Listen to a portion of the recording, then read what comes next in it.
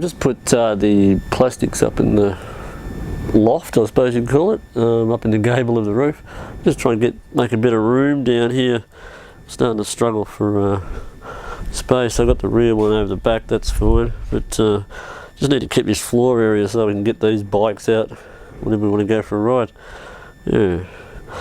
Anyway, moving back onto the quad. Just had that battery on charge. This is a battery that came with it. When I checked it out, it looked okay, but it was a bit dry. The cells were sort of halfway full, which is probably not good, and I don't know how long it's been sitting there. Probably been sitting there a long time, but I filled it back up with filtered water and put it on charge. It seems to be, it'll hold about 9 volts, so I'll put it back on again. Maybe I can breathe more life into it. It comes in handy just for testing a few things. Anyway, I'll keep it on charge. One of the other things I've been doing is checking out some of the wiring. When I was first trying to get it going, there was no neutral light showing up on here, even though there was power in the battery, and I believed it was in neutral. What I found was the wires that come out of the gearbox here were all stripped and withered away. That one there is completely disconnected. The green one. Red one was pulled out of its plug. So I've hooked those back up, and lo and behold, when I hook power back up to it, clickety click, I have a green neutral light. And when I move the mechanism and put it in reverse, I get a reverse light as well. And if I turn the key on, I also get power into the ignition to start it up. So that saves me bypassing through the solenoid down there. Yeah, that's good. And also got lights, headlight. It had a dirty great big bulb in it, which was it had this bulb in it, this big huge thing, and I thought, where am I going to get one of them from? But when I looked at it, it's got a H4 pattern in it, so I had a spare H4 halogen which I put in, and there she is there. It's high, oh, that's ignition, that's high, low and off. Beautiful. And there's also power going to the tail light, so yeah, just little things. The diff lock was the other one I wanted to look at. This, I'll just move around. This arm here was forward, so it was disengaged, and it was stiff as anything, it wouldn't move. So I sprayed some RP7 into there and let that soak for a bit. The cable didn't seem to be doing much.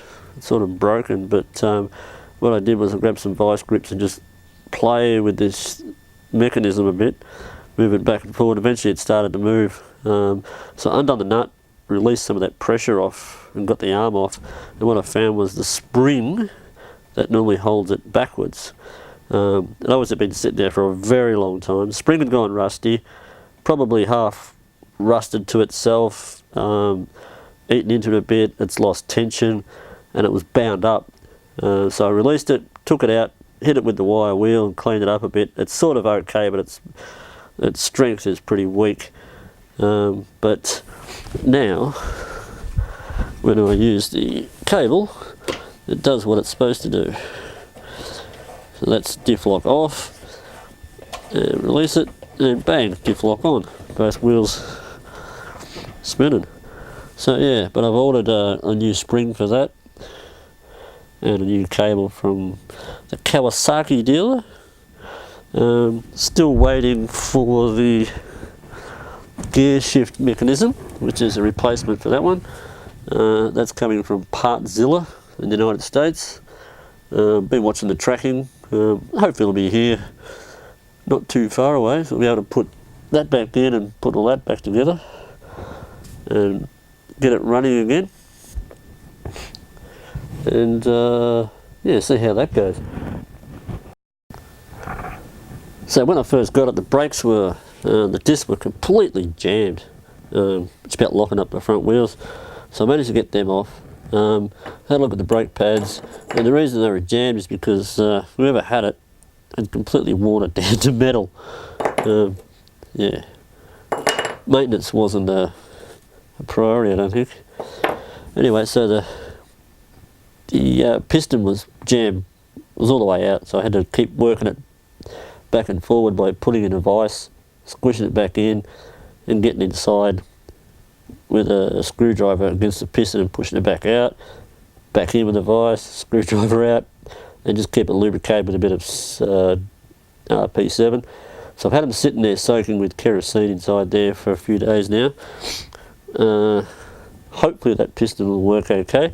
And in the meanwhile, the new set of pads have arrived, so that's good. Whack them in. The other side of it was the master cylinder here and the hand lever was jammed, or felt like it was jammed. If you pull the lever on, you can watch, even though these ends weren't connected, it's just open. Oops, put that back in. Even though they're open, if you pull the lever here, they sort of move like that, which is a bit odd, but anyway, indicated to me that these are blocked somewhere probably close to the end here. So what I did was took the brake lines off. There's a junction there, a splitter. These two cables here join together, but they have a banjo bolt that comes up through into this junction. So I took that off, grabbed another master cylinder, a spare one I had over there in the box from a pit bike, and hooked it up to this end. So reverse it, so it fills up with fluid, pump, blew it out this way, and bits of dirt, rusty fluid stuff come out of there, and I just kept pumping it until it was clear again. Same with that side, and reversed it back up into this one after taking all this off. Then this felt a bit odd, and it had a bit of rusty looking in the bottom of that. So I did the same with that, hooked this up through a cable to the other master cylinder, and just kept pumping them back and forward until it started fraying up. So yeah, I'm pretty happy with that. Hopefully that works. Probably the biggest key would be the calipers themselves, whether they're going to have life still in them, or whether the pistons are scored, the seals are gone. Wasn't leaking anything, did have fluid in it, wasn't leaking, but I've now sort of been disturbing it. Maybe they'll leak. But that's the job I'm going to do right now, is put those back on.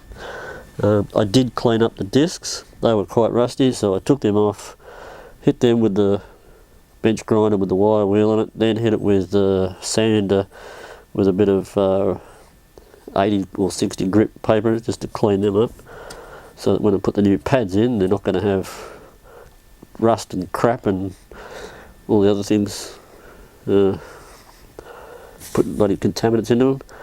Yeah, so anyway, I'll get into putting the calipers back on. Now, what have we got? Brake shoes, pads.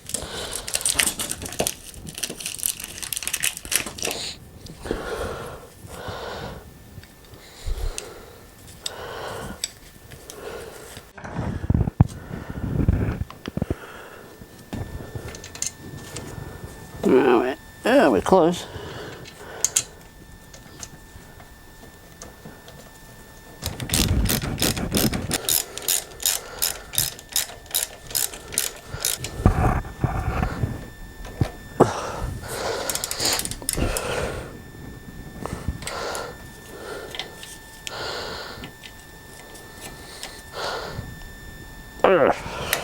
I have a lot of problem with the right hand because I had a bit of an accident, and I've got steel plates. There's one running down here, and there's one running down here. So the scar, so it has some fair bit of restrictions.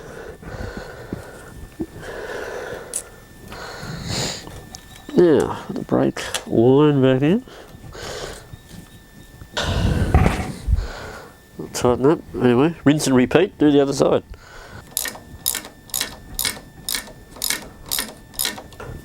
So it was pretty much the same process with that side, except without the confusion of the putting the pads in the wrong way. Live and learn. Alright, so next thing would be to fill the reservoir up with fluid and start start bleeding in them and see what we come up with. We'll move into that.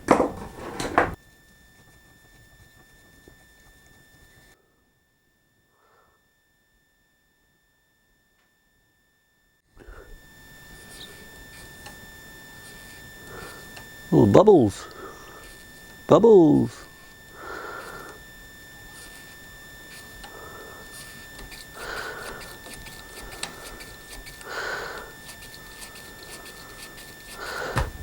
I'll just keep at this. The whole lines are completely empty, so it'll take a bit of pumping. So I'll keep pumping that and come back. I've fitted both the calipers on, hooked all the lines back up, filled up the reservoir here, and I've probably pumped this 10,000 times. I can get a bit of action coming out of here. That one seems to be sort of filling up. That one on the far over there, I get a tiniest little air bubble every 20 pumps, and I'll probably hit that 10,000 times. Pump this thing, pump, pull it in, bleed it out. Yeah, and it doesn't seem to be happening. I don't think there's enough hydraulic action happening with this master cylinder. So what I'm going to do is I'll change it over for the spare one I've got off a pit bike. It's virtually the same unit. Try that and see if I can bleed them out and get them working again. Let's take the old one off. It's got a different angle of approach here.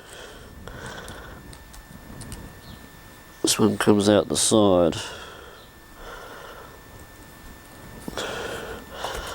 So just need to adjust this hose.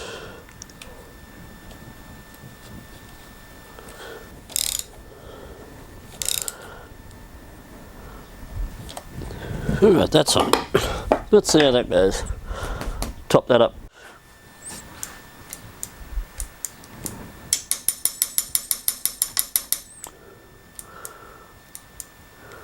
Just feels like there's getting more action in there.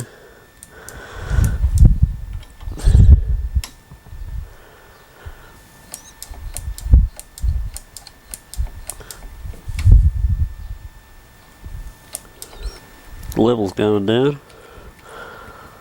It's good. It's pumping. Alright, so we've got feedback there. Bit of pressure there. If you try and spin the disc down here, oh, it's tight, comes loose, and lock it, brake comes on, same as the other side. So I ran out of brake fluid in the other one. I had a bit left in this Bendix bottle, so just in the nick of time. But that's got, yeah, it's got brake feedback.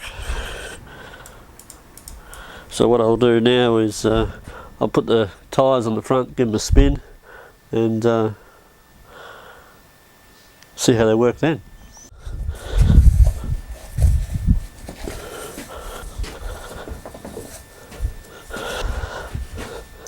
Okay, so that's the tyres on. Make it a little bit easier to spin. There's a bit of leverage on it. There's a little bit of grab there from the disc, which you'd normally expect. Anyway, we'll give it a spin. Pull the brake on. Locked. Off. On. Other side.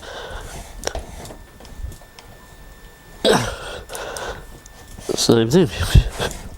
Looks like I might have resurrected the brakes.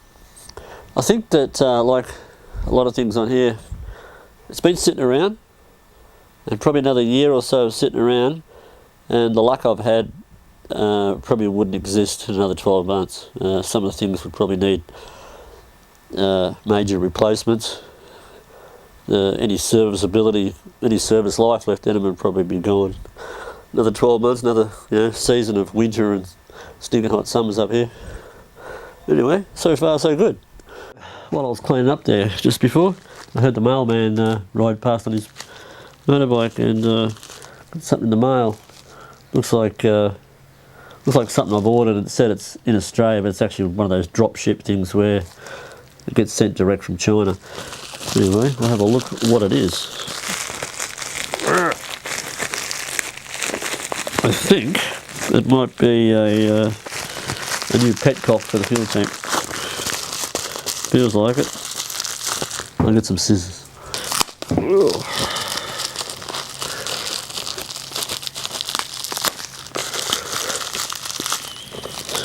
Not very exciting.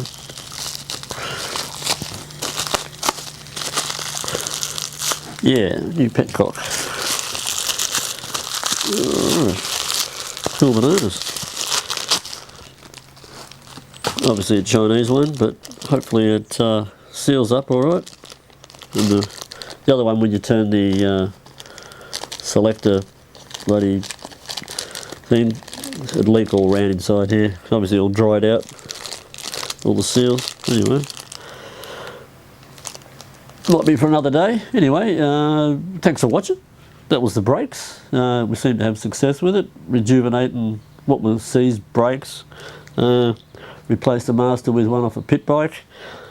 I'll probably replace that with a brand new one. I'll get one off a 250 quad that has just a Chinese type one that has disc brake front end. You can buy this unit, the hydraulic hose with a splitter and 2 calipers for about $55 off eBay. So for the sake of, for that price, get a new one of them, have it all new right down to the calipers. So easy job. But anyway, we'll get it running first and see what it's like before we go digging too deep into spending any money on it. Anyway, cool. If you like watching this, don't forget to subscribe. Give us a thumbs up if you like it. Comment if you want, if you have any questions or any ideas. And thanks for watching.